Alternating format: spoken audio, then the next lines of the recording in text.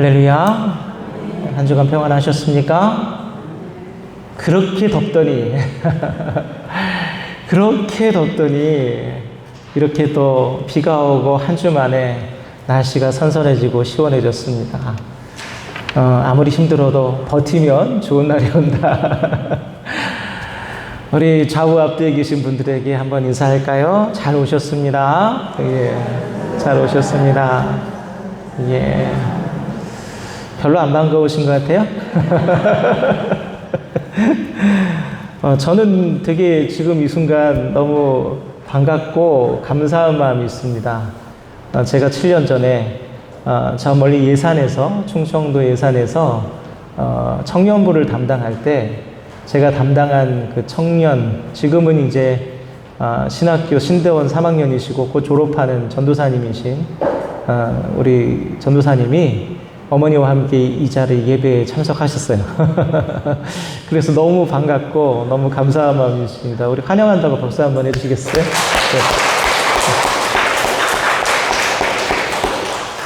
네. 너무 반갑고 너무 감사한 마음이 듭니다. 이 기쁜 마음을 가지고 설교를 하도록 하겠습니다. 성도 여러분, 여러분은 혹시 선한 사마리아인의 법을 알고 계십니까? 선한 사마리아법은 자신의 눈앞에서 누군가가 위험에 빠졌을 때 그것을 봤음에도 불구하고 고의로 구조하지 않는 구조불이행을 처벌하는 법규를 말합니다.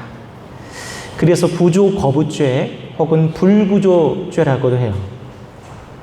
프랑스를 비롯해서 독일, 핀란드, 폴란드, 스위스, 러시아, 심지어 중국 등 많은 나라가 이 선한 사마리아인 법으로 구조 거부를 처벌하고 있습니다.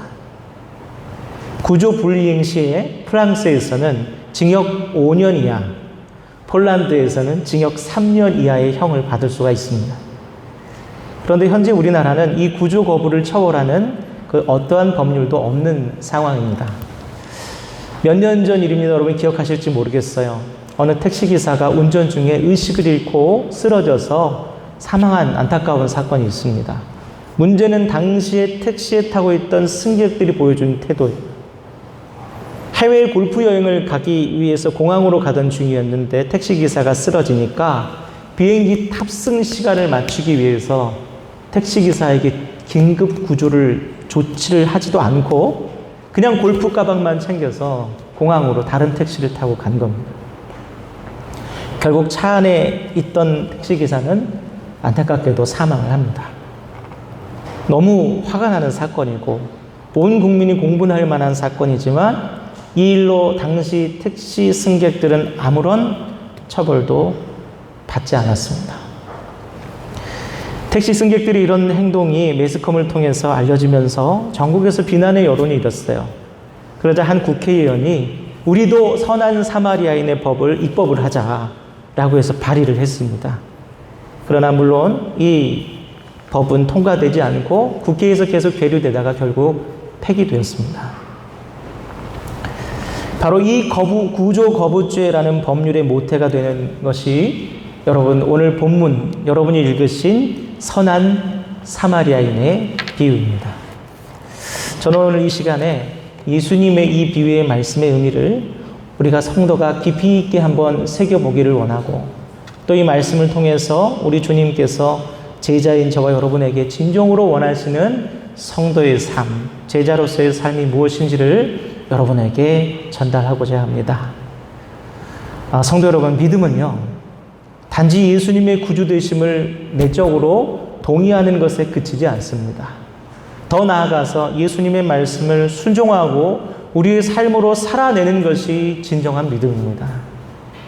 그와 같이 오늘 저와 여러분에게 선포되는 이 주님의 말씀을 여러분의 삶으로 온전히 살아내시는 그때까지 이르기를 주님의 이름으로 축복합니다. 자, 먼저 오늘 본문을 함께 살펴볼까요? 25절에서 29절 말씀을 함께 읽겠습니다. 25절에서 29절입니다.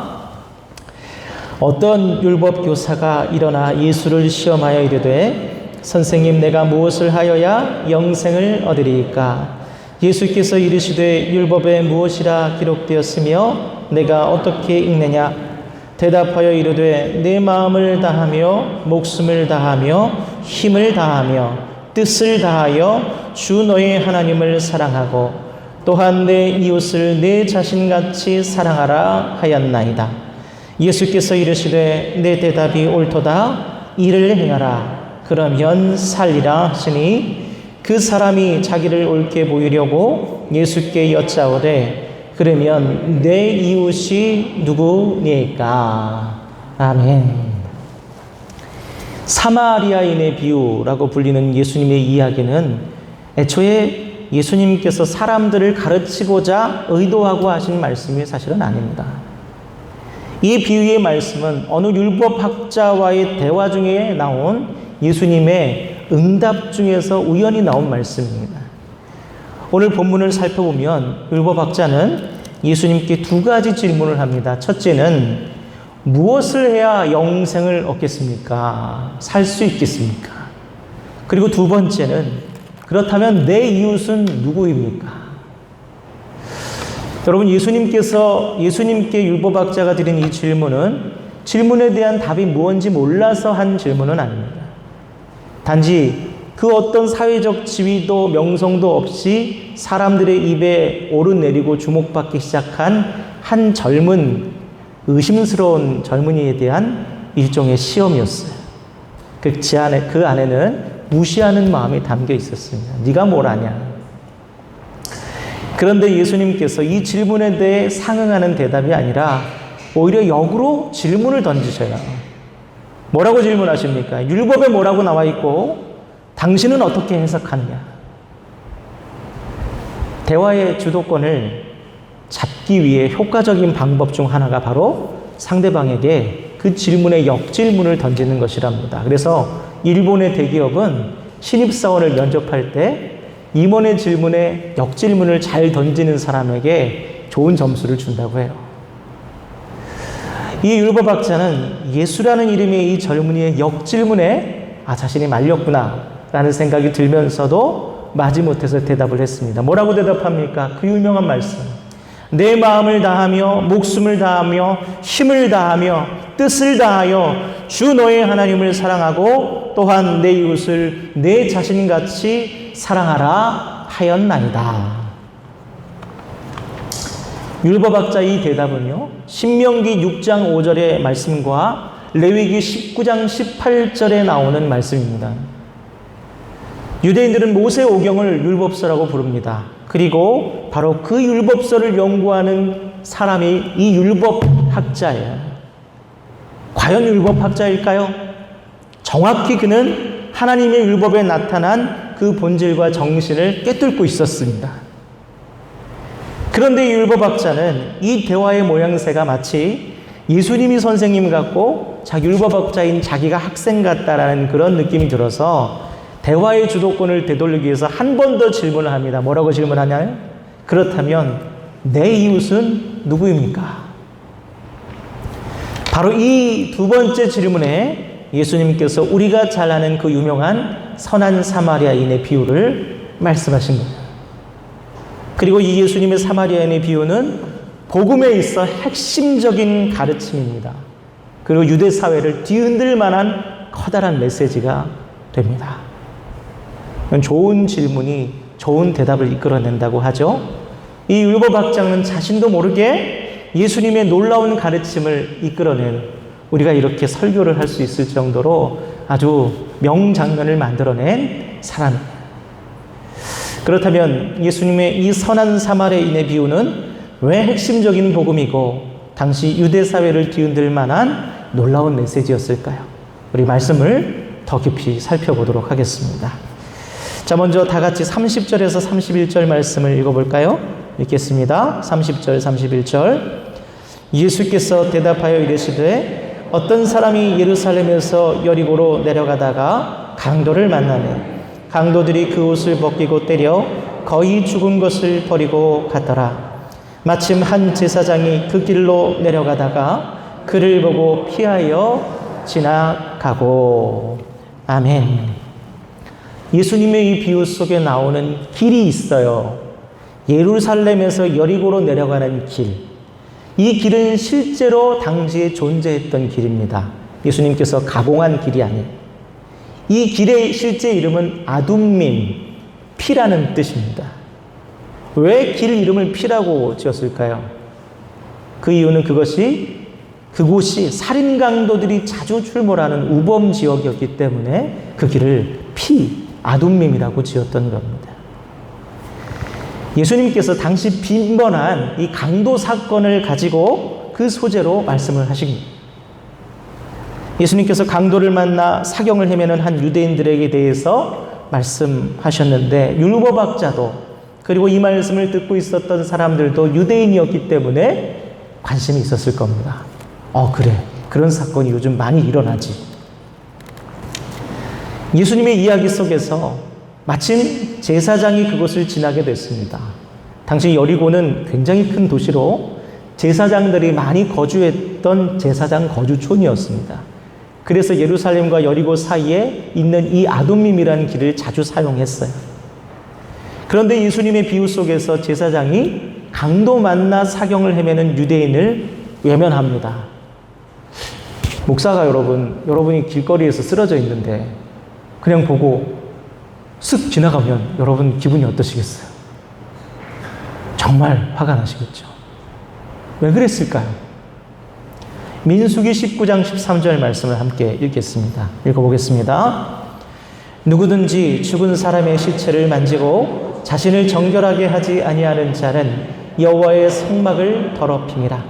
그가 이스라엘에서 끊어질 것은 정결하게 하는 물을 그에게 뿌리지 아니하므로 깨끗하게 되지 못하고 그 부정함이 그대로 있음이니라.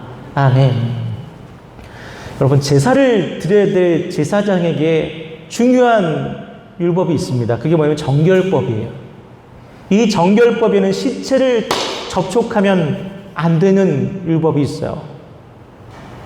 그런데 문제는 예수님의 비유 속에서 이 강도 만난 사람이 시체라는 말이 있습니까? 없습니까? 없어요. 사경을 헤맨다고만 했습니다.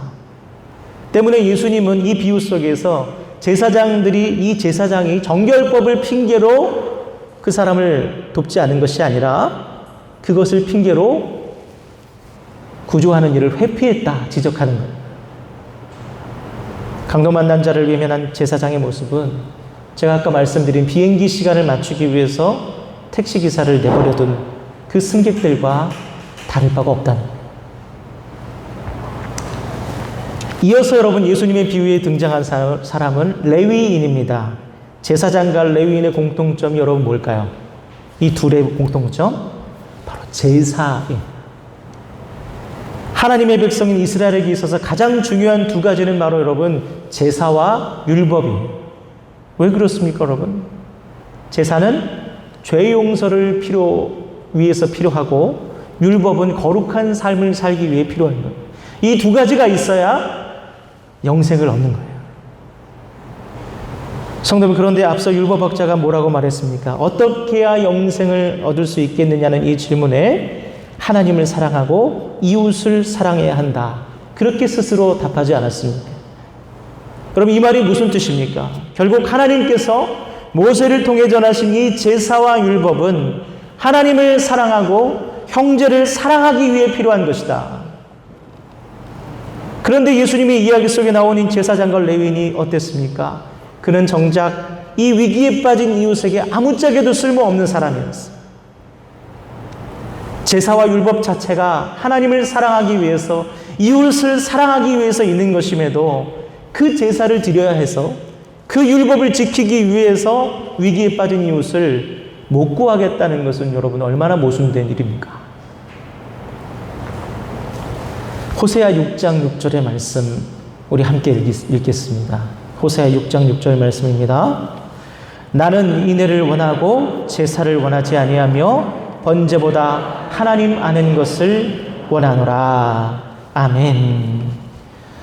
이웃이 죽어가는데 제사 타령하고 지켜보겠습니까? 형제가 지금 공경에 처해 있는데 율법 타령하고 외면할 것입니까? 그것이 소위 말하는 하나님을 섬기는 제사와 율법이라면, 또 그런 제사와 율법을 위해 있는 것이 제사장과 레위인이라면 차라리 없어져 버리는 것이 맞지 않겠습니까? 아무것도 하지 않을 거면 교회는 왜 있고, 목사는 왜 있고, 우리 성도는 왜 있는 것입니까? 성도 여러분, 예수님의 비유 속에 나타난 강도 만난 자를 외면한 제사장과 레위인의 모습은 곧 유대인들이 그토록 소중히 여기는 제사와 율법이 사실상 그 기능을 상실해 버렸다. 이제 더 이상 쓸모 없어졌다라는 것을 예수님께서 말씀하고 계십니다. 때문에 예수님께서 여러분 십자가의 희생을 통해서 더 이상의 제사를 필요 없게 만들어 버리셨습니다. 너희들이 그렇게 신주단지 모시듯이 하는 그 제사, 그 율법 이제 필요 없다. 내가 제사를 지냈습니다. 그리고 예수님께서 제사를 없애버리자 제사를 집전하는 누가 없어져요? 제사장과 레위인도 필요 없어졌습니다. 성도 여러분, 우리에게 온전히 이제 남은 것은 하나님을 사랑하라, 이웃을 내 몸과 같이 사랑하라는 율법의 참다운 정신만이 우리에게 남았습니다. 우리가 드리는 예배는 여러분 더 이상 구원을 받기 위한 제사가 아니에요. 이미 주신 구원을 믿음으로 하나님을 사랑하기에 드리는 것이 예배입니다. 또한 성도가 여러분이 이웃을 사랑하는 것은 하나님께 더 많은 사랑을 받기 위해서, 더 많은 복을 받기 위해서가 아닙니다. 이미 여러분이 받으신 그 과분한 사랑 때문에 그 사랑을 흘려보내는 것이 여러분 이웃 사랑인 것이에요. 사랑하는 성도 여러분, 혹시 여러분은 신앙을 지킨다는 이유로 정작 우리에게 주시는 그 사랑의 율법을 희생시킬 때가 있지 않으십니까? 오늘날 교회가 세상 가운데 비난받는 이유가 무엇입니까? 도대체 무엇을 위한 신앙이고 누구를 위한 믿음인지 이 시대의 교회와 성도가 그 길을 잃어버렸기 때문에, 이를 기억하시고 인애를 원하고 제사를 원하지 않는다는 주님 말씀 따라 여러분의 일상의 모든 자리에서 사랑과 섬김으로 삶의 예배를 드리시는 저와 여러분 되기를 주님의 이름으로 축복합니다. 아멘. 우리가 다음으로 본문에서 주목할 것은 사마리아인에 대한 우리 주님의 말씀입니다. 우리 33절에서 36절을 읽어볼까요? 함께 읽겠습니다. 어떤 사마리아 사람은 여행하는 중 거기 이르러 그를 보고 불쌍히 여겨 가까이 가서 기름과 포도주를 그 상처에 붓고 싸매고 자기 짐승에 태워 주막으로 데리고 가서 돌보아 주니라. 그 이튿날 그가 주막 주인에게 데나리온 2를 내어주며 이르되 이 사람을 돌보아 주라. 비용이 더 들면 내가 돌아올 때에 갚으리라 하였으니 내 생각에는 이 세 사람 중에 누가 강도 만난 자의 이웃이 되겠느냐. 아멘. 여러분, 이 사마리아인에 대한 유대인의 생각을 단어로 몇 가지 표현한다면 수치, 멸시, 증오, 혐오, 이 정도가 될 것입니다. 더 자세히 표현하자면 유대인들에게 있어서 사마리아인은 가증한 우상 숭배자예요. 이민족과 붙어먹고 나라를 배신한 배신자들입니다. 혼혈을 통해서 더럽혀진 혈통, 천한 자들입니다. 그래서 말 한마디도 섞을 가치가 없는 짐승 같은 사람들입니다. 때문에 예수님께서 그러한 사마리아인에 대해서 언급하는 것만으로도 이미 율법학자들과 그 주변에 있는 유대인들은 매우 불쾌했을 겁니다. 그러나 그들은 이어지는 매우 흥미로운 말에 예수님의 말을 끊지 못했어요. 왜냐하면 그들의 상식으로는 자신들에게 그 짐승만도 못한 취급을 받는 사마리아인은 절대로 죽어가는 유대인들을 돕지 않을 것이기 때문에 오히려 꼴 좋다, 침을 뱉고 가면 가지. 그런데 이야기 속의 사마리아인은 제사장과 레위인도 외면한 이 유대인을 어떻게 합니까? 구조를 해요. 비싼 기름과 포도주를 부어서 긴급 처치를 합니다. 그를 주막으로 옮겨서 밤새도록 간호를 합니다. 그리고 다음날 개인 일정으로 자리를 비워야 하니까 주인에게 비용을 주면서 간병을 부탁합니다. 성도 여러분, 여기까지 들은 율법학자들과 유대인들이 어떤 생각을 했을까요? 우선 그들은요, 사마리아인이 이런 행동을 자신들인 유대인에게 한다는 것을 전혀 실감하지 못해요. 현실성을 느끼지 못합니다. 저 짐승 같은 것들이 죽어가는 우리의 숨통을 끊어놓지는 못할 망정 도와준다고? 말도 안 되는 소리지. 그만큼 있을 수 없는 얘기라는 거예요. 그렇다면 여기서 우리는 질문할 수 있어요. 왜 하필 사마리아인인가? 왜 예수님께서 굳이 진정한 이웃에 대해 설명을 하시면서 이 전혀 현실성 없고 와닿지 않는 사마리아인을 이 말씀 속에서 등장시키셨을까? 성도 여러분, 앞서 제사장과 레위인은 죽어가는 유대인을 외면했습니다. 그들은 동족이면서도 또 모세의 율법을 누구보다도 잘 알고 있었음에도 불구하고 죽어가는 유대인 동족을 외면했어요. 그렇다면 왜 외면했습니까? 왜 지나쳤습니까? 33절 말씀을 다 같이 한번 읽어볼까요? 33절입니다. 어떤 사마리아 사람은 여행하는 중 거기 이르러 그를 보고 불쌍히 여겨. 아멘. 예수님 말씀에서 사실은 제사장과 레위인이 왜 그를 돕지 않았는지 구체적으로 나오지 않았습니다. 그러나 사마리아인이 왜 이 유대인을 도왔는지에 대해서는 분명히 나와 있습니다. 왜 도왔다고요? 불쌍히 여겨서. 이 불쌍히 여겨에 해당하는 헬라어는 좀 어려워요. 에스플랑크니스테라고 하는데 애정과 연민이 가득 찬 상태를 말합니다. 그리고 이 단어는 예수님께서 우리 사람을 불쌍히 여기실 때, 하나님께서 인간을 불쌍히 여기실 때도 사용한 단어입니다. 성도 여러분, 예수님이 우리를 불쌍히 여기심으로 일어난 일이 무엇입니까? 바로 십자가의 구원의 사건입니다. 불쌍히 여기신다는 것은 하나님께서 연약한 우리 인간을 바라보실 때 일어나는 신적인 감정이에요. 우리를 향하신 하나님의 불쌍히 여기심은 죄로 인해 하나님과 원수되어 버린 우리 관계를 극복해 내셨습니다. 심지어 사람들이 하나님의 아들을 죽였어도 이 불쌍히 여기심은 멈추지 않았습니다. 그래서 일어난 사건이 바로 십자가 구속의 사건, 하나님의 구원의 사건입니다. 성도 여러분, 구조는 어떻게 일어납니까? 불쌍히 여김으로 일어나는. 주님은 말씀하시는 겁니다. 동족이라서 구조하는 것이 아니라, 성직자라서 구조하는 것이 아니라, 누구든지 불쌍히 여기는 그 자가 사람을 구한다. 선한 사마리아의 비유를 통해서 주님께서 말씀하고 계십니다. 인종과 종교와 증오와 편견을 뛰어넘는 것은 무엇이다? 불쌍히 여깁니다. 너희들에게 필요한 것은 왜 도와야 하는지에 대한, 내가 왜 그를 도와야 되는지에 대한 이유야 명분이 아니라 바로 불쌍히 여깁니다. 사랑하는 성도 여러분, 이웃사랑은 결코 의무감과 도와야 됩니다라는 슬로건으로 일어나지 않습니다. 죄 가운데 신음하던 우리를 바라보시던 그 주님의 마음, 그 예수 마음, 그 신적인 감정, 불쌍히 여김을 통해서만 이웃사랑은 일어납니다. 성직자라서, 직분자라서, 교회 열심히 다니는 자라서 이웃을 사랑하는 것이 아니다. 불쌍히 여김의 그 신적인 감정을 느끼는 자만이 이웃사랑을 할 수 있다. 오늘 저와 여러분의 심령에 바로 그와 같이 불쌍히 여김의 주님 마음, 예수 마음이 충만하시길 주님의 이름으로 간절히 소망합니다.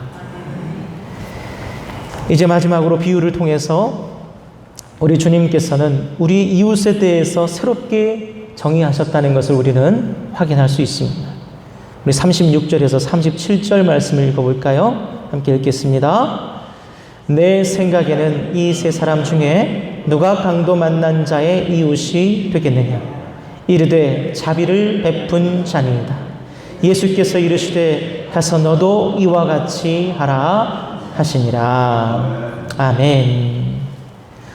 여러분, 이웃에 대한 사전적인 정의를 찾아보니까요, 가까이 있는 사람이나 집 혹은 마을로 근린 의식을 가지는 범위다. 그게 이웃이다라고 얘기해요. 사실 요즘 시대 대도시에는요, 이웃이라는 말 자체가 의미가 없어졌습니다. 수년을 한 아파트에 살아도 아무런 교류도 없이 서로를 그냥 움직이는 사물처럼 여겨요. 이렇게 지방이나 시골로 내려와야 비로소 이웃이라는 느낌이 조금 듭니다. 제가 이 최근에 나오기 시작하신 우리 성도님 바로 옆에, 우리 교회 옆에, 집 옆에 사시거든요. 이웃으로 시작했어요. 인사하다가, 그리고 서로 이야기 나누다가 친해지고 또 어느새 교회도 나와 여기 앉아 계십니다. 성도 여러분, 그렇다면 이 이웃이라는 사전적 정의를 기준으로 하면 예수님의 비유 속에 강도 만난 자의 이웃은 누구겠습니까, 여러분? 제사장이죠. 레위인이죠. 유대인들 아닙니까? 그들은 예루살렘 중심으로 살아가는 사람들이고 크게는 유다 베들레헴 지역 공동체의 일원입니다. 그리고 더 넓게는 유대인이라는 정체성 속에 함께한 이웃이에요. 그런데 예수님께서는 이 세 사람 중에 누가 강도 만난 자의 이웃이냐라고 율법학자에게 물었을 때 율법학자가 뭐라고 대답했습니까? 제사장이라고 했습니까? 레위인이라고 했습니까? 아니죠. 누구라고요? 자비를 베푼 자입니다. 차마 사마리아인이라고는 말하지 못하고 자비를 베푼 자입니다. 성도 여러분, 이웃이 누구라고요? 자비를 베푸는 자. 그렇다면 여러분이 지금까지 이웃이라고 여겨오신 분들은 정말로 여러분의 이웃이 맞겠습니까? 혹은 여러분 주변의 이웃들은 여러분을 이웃이라고 부를 수 있겠습니까? 이웃이라고 다 같은 이웃이 아니죠. 가까이 살지만 이 자비의 유무에 따라서 우리는 명목상의 이웃에 불과할 수도 있고 사실상의 이웃일 수도 있습니다. 예수님께서 이 비유를 통해서 우리에게 말씀하고 계십니다. 하나님의 나라는 그와 같이 자비를 베풀므로 진짜 이웃을 만들어가는 것이다. 그리고 그 이웃이 점점 확장되는 것이 하나님의 나라다. 제사와 율법이라는 틀에 갇혀서 자기들만 하나님 나라라고 생각했던 유대인들에게 율법의 정신인 긍휼과 자비와 사랑을 통해서 날마다 확장되어가는 그 이웃이야말로 진정한 하나님의 나라다. 이것이 바로 예수님의 복음이고 예수님 말씀인 것입니다. 때문에 성도 여러분, 사실 전도는 별거 아니에요. 자비를 통해서 진짜 이웃이 되는 것이 전도입니다. 우리는 서로에게 이웃이 되어야 됩니다. 더 나아가서 우리가 살고 있는 모든 삶의 자리에서 누군가의 진실한 이웃이 되어야 되는 것입니다. 그것이 바로 하나님 나라입니다. 이를 기억하심으로 오늘도 여러분이 계시는 모든 곳에서 좋은 이웃이 되시며 하나님 나라를 확장하시는 그 사명을 감당하시기를 주님의 이름으로 축원합니다. 이제 말씀을 마치겠습니다. 사랑하는 성도 여러분, 이 선한 사마리아인의 비유를 통해서 주님께서는 강도 만난 자와 같은 이들을 구조해야 될 분명한 이유에 대해서 우리에게 말씀해 주고 계십니다. 그것은 바로 계시와 율법이, 제사와 율법이 성도의 신앙의 참된 목적이 바로 사랑에 있다는 것. 그리고 저와 여러분도 바로 우리를 불쌍히 여기시고 자비를 베푸신 주님 사랑 때문에 구원을 얻었다는 것. 그것을 말씀하십니다. 따라서 우리는 내가 왜 그래야 돼? 내가 왜? 그것이 아니라 나라서, 그럼 나니까 저 위태로운 이웃의 이웃이 되어야 한다. 여러분 이를 기억하시고 자비를 베풀므로 오늘도 이웃을 만들어 가시고 하나님 나라를 이루어 가시는 참된 주님의 제자들 다 되시기를 주님의 이름으로 간절히 축복합니다. 기도하겠습니다. 하나님 아버지 감사합니다. 오늘도 주님께서 저희를 이 귀한 주일로 거룩하게 분별하게 하시고 주님 앞에 나와 말씀을 듣게 하시니 감사합니다. 누가 이웃이냐라는 질문에 말씀하시기를 자비를 베푼 자가 이웃이다라고 하셨습니다. 하나님, 우리가 서로에게 진실된 이웃이 되므로 자비를 베풀므로 친구를 만들어가고 이웃을 만들어가고 하나님 나라를 만들어가는 진정한 제자의 삶을 살 수 있도록 인도하여 주시옵소서. 전도가 다 무엇입니까? 하나님 나라의 사명이 다 무엇입니까? 진정한 이웃이 되는 것이 하나님 나라이며 전도임을 기억하게 하여 주시옵소서. 예수님의 이름으로 기도드립니다. 아멘.